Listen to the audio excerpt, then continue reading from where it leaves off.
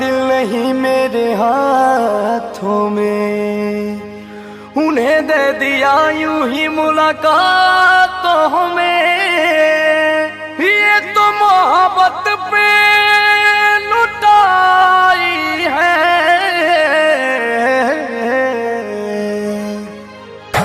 जिंदगी है मगर पराई है, जिंदगी है मगर पराई है। ये कहा उनको समझ आई है, ये कहा उनको समझ आई है, जिंदगी है मगर पराई है, जिंदगी है मगर पराई है।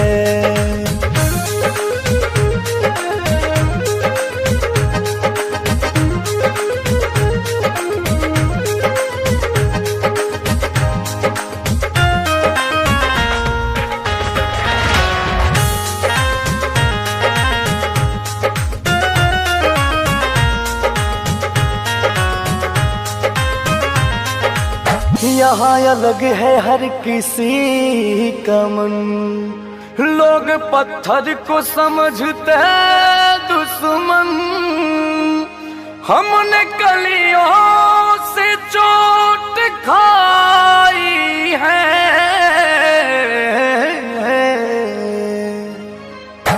जिंदगी है मगर पराई है, जिंदगी है मगर पराई है।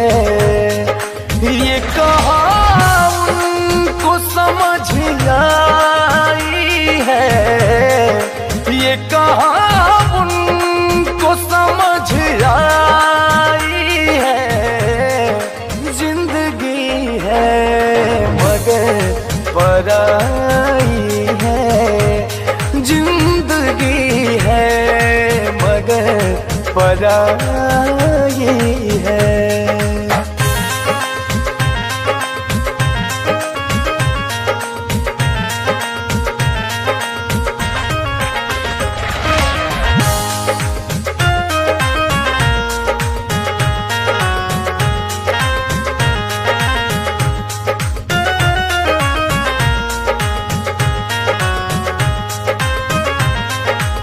बात हम सब की हंस के सहते हैं, लोग हमको तो बुरा कहते हैं, तुम भी कह लो तो क्या बुराई है,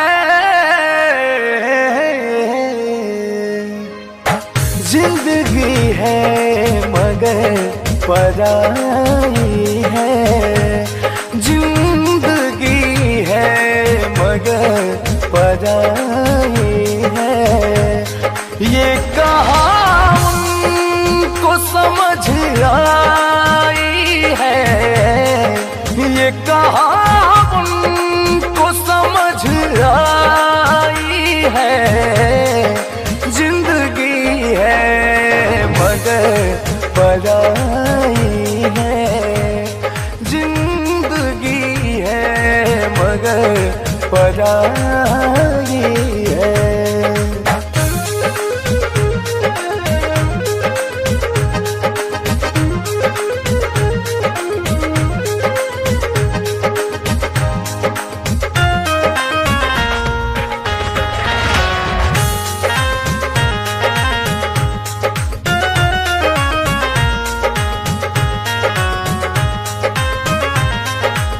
वक्त की आग में जले हैं सारे, मतलबी दुनिया में पले हैं सारे, खुद को गर्दा बहुत बचाई है,